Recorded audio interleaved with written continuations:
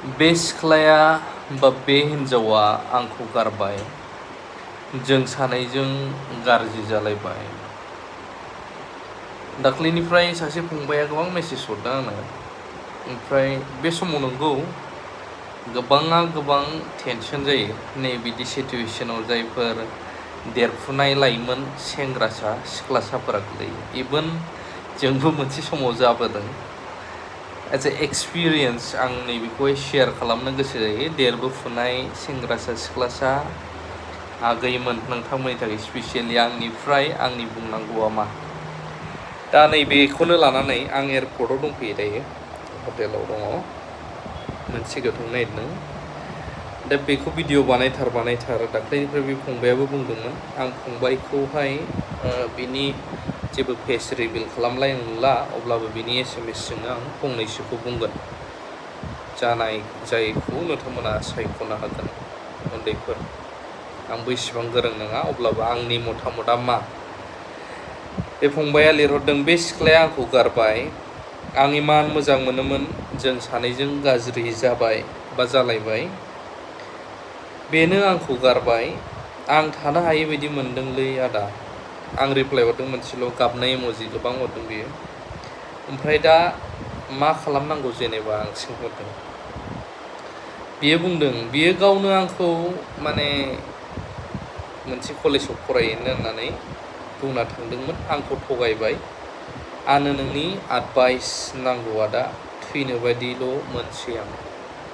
ओंखायनो आं मोनसेल' खोथा बुंहरदों बे फंबायखौ, जाय नोंखौ थगायदों, गोसोसो गाबदों, बे समावहाय बेबायदिया जायो।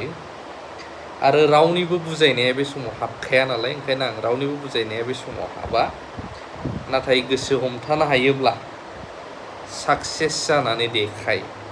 आं गैयै न'खरनि, आं जेबो खालामनो हाया बेफोर साननायखौ ज्राब गार, नाजानाया था, लाजिनाय गिनायखौ गार, मोजां खामानि हमनो नाजा। ओमफ्राय साक्सेस जाना देखाय। सिख्लाखौ लाथाबनाय आरो जबरदस्ति खालामनानै मोनथारनाय बे साक्सेस नङा। साक्सेस जाग्रो, मोजां मानसिखौ मोननोबो खम गैया। उनाव बैफोर मानसि सिख्लाया रिग्रेट जाहैफिनखागोन होननानै आं बुंदों बेखौ। ओमफ्राय फंबाया मोजां मोनदों जाहैदों आं बुंनायखौ। ओंखायनो आं साफ्रोमबो फंबाय बा इभेन सिख्लासाफोरखौबो बुङो, एस ए एक्सपिरियेन्स। मोनसे समाव आंबो गैयैनि थाखाय माने एनाफ, आंबो साक्सेस मोननाय मानसि नङामोन बै समाव। थाङो फैयो फरायसालियाव, प्राइभेट जब फिसा फिसौ फरायनायजों लोगोसेनो। इभेन आं बेखौहाय क्लास 12निफ्रायनो खालामबोदों। लाजिया फांजिया आंनो खामानि नांगौमोनलै होननानै बिलाबायनानै मावनाय। मालाबा टेलिकम सार्भिस, मालाबा रिसार्ज राननाय, मालाबा ओरै केन'पि बहायलाबायनानै सिम फाननाय। गोबां आंनि थ्रुयैनो आं बेखौ शेयार खालामनो लुबैयो। गोबां लाइफआव साक्सेसबो मोनबोदों, नाजानानै खस्थ' खालामनानै। साक्सेस खालाम फैयै मोनसे समाव ओरैबायदि थुख्रा थुख्रि खालामजानाय बायदि जादों सिमाङा। माने मा बुंनो, रावनिबो बुजायनाया हाबा बे समाव।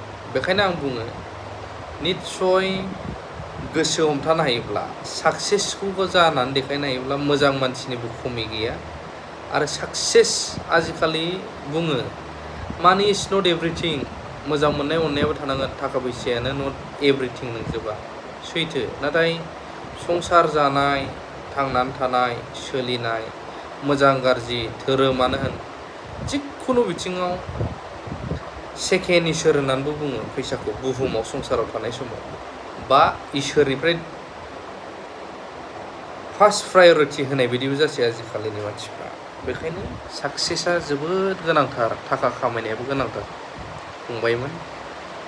नों साक्सेस जायोब्ला लोगोबो जोबा नोंजों, मोजां मानसिबो जोबनाय नङा, गाज्रिबो जोबनाय नङा। जेब्ला नों साक्सेस नङा, जेबो गैया नोंनाव, रावबो सैमाबो सोङा नोंखौ, लोगोबो जानाय नङा नोंजों रावबो। बेखायनो जेसेबां हायो साक्सेस जाग्रो। अब्ला बैफोर मानसिफ्रा नों साक्सेस जायोब्ला नोंनि साक्सेसखौनो नुनानै आं मा खालामफ्लांबो जागोन, जोलोनबो जागोन, रिग्रेटबो जागोन। आरो साक्सेसखौहाय ओरैनो मोना, आरो बै साक्सेसखौ मोनोब्लाबो गोबाङा नोंनि साक्सेसखौ बोरै सिफायनो हागोन बेखौ नाजाग्रा गोबां थायो। बेखायनो बैफोरबायदि सिख्ला बैफोरबायदि हिन्जावफोरनि थाखाय बे फंबाया बुंदोंमोन आं थैनो मानोबो बुंहरदोंमोन सुइसाइडनि खोथाबो।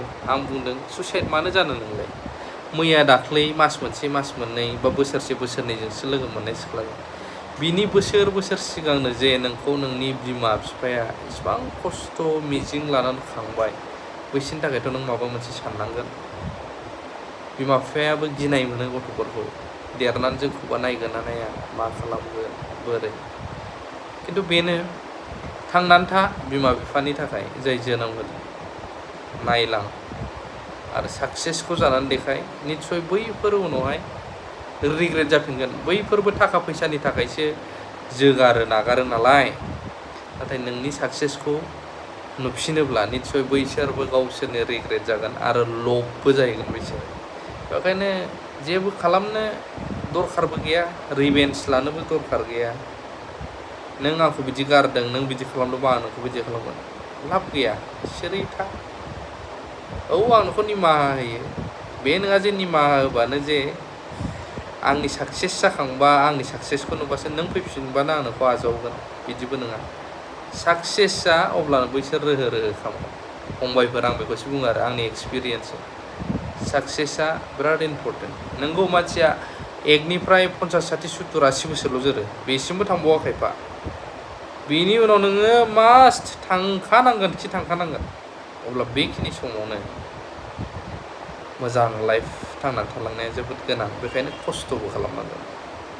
ओमफ्राय मोजां मोननाय गोसोथोनाय बे उन्दै समाव फाग्ला फाग्लि जानाय थैनाय, बेफोरो दिस इज नट द वे, बेयो लामा नङा आरो आंनि साननायाव, आंनि एक्सपिरियेन्सआव।